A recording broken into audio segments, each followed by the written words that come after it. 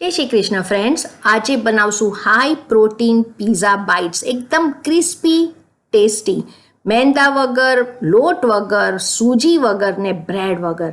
तो बनाववानुं शरू करिए। लेवाना छे शणगावेला मग।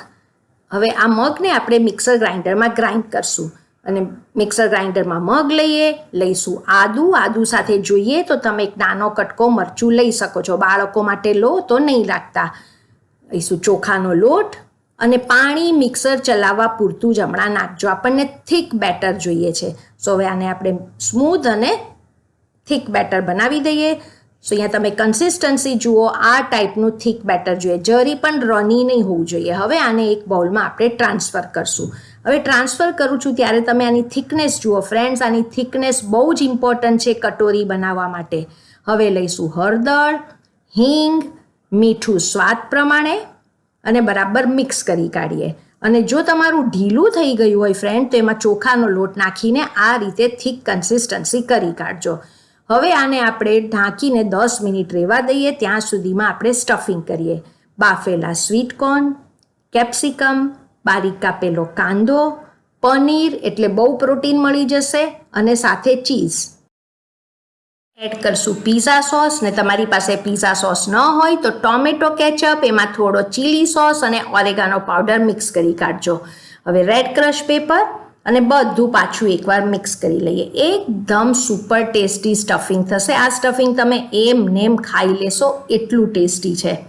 સો અહીંયા સ્ટફિંગ તૈયાર છે। હવે કટોરી બનાવવા એક અપમ પેન ગરમ કરીએ। અપમ પેન ગરમ થાય એટલે ગેસની ફ્લેમ ધીમી રાખજો।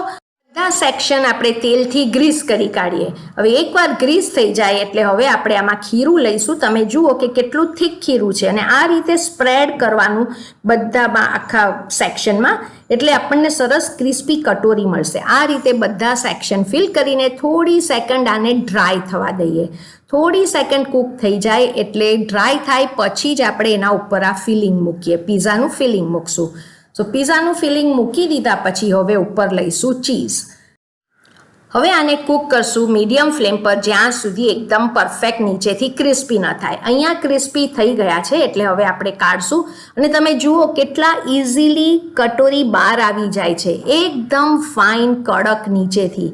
અને ઊંધું તમે કરશો તો પણ આ સ્ટફિંગ નહીં પડે, એટલી સુપર્બ। ને વાયર રેક પર મૂકવાનું એટલે નીચેથી સોગી ન થાય।